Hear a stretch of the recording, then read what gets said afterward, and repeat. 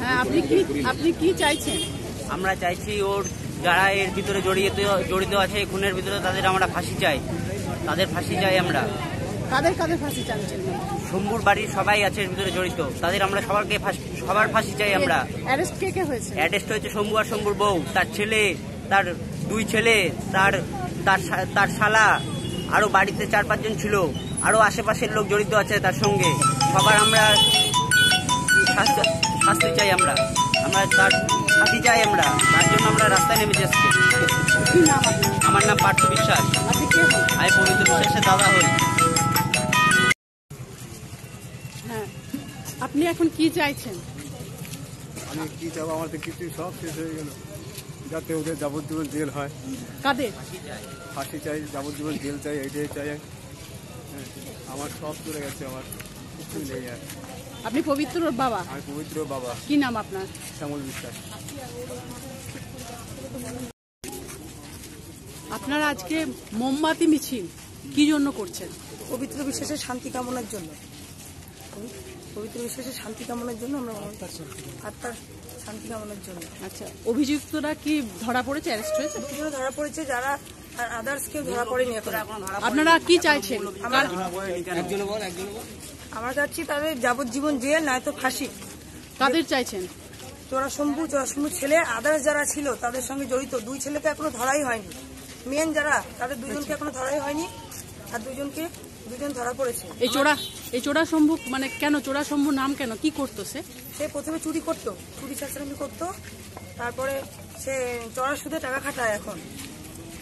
গরিব মানুষের রক্ত চোষা টাকা, কয়েকশো কোটি টাকার মালিক। সে কি করে হলো সেটা?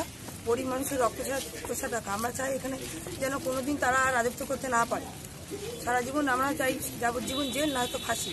আর চোরা শম্ভু 2 ছেলেকে আদার যারা ছিল তারা কবে ধরা পড়বে? আমরা চাই ইমিডিয়েটলি যেন ধরা পড়ে। তারা কবে ধরা পড়বে? 2জন তো ধরা পড়ে গেছে, তাদের এমনভাবে মানে ইনকোয়ারি করা হোক যেন তাড়াতাড়ি তারা ধরা পড়ে যায়। আমরা এটাই চাইছি। কি নাম আপনার? কি নাম? রুম্পা বলল, পবিত্র বিশ্বাসের বৌদি আমি।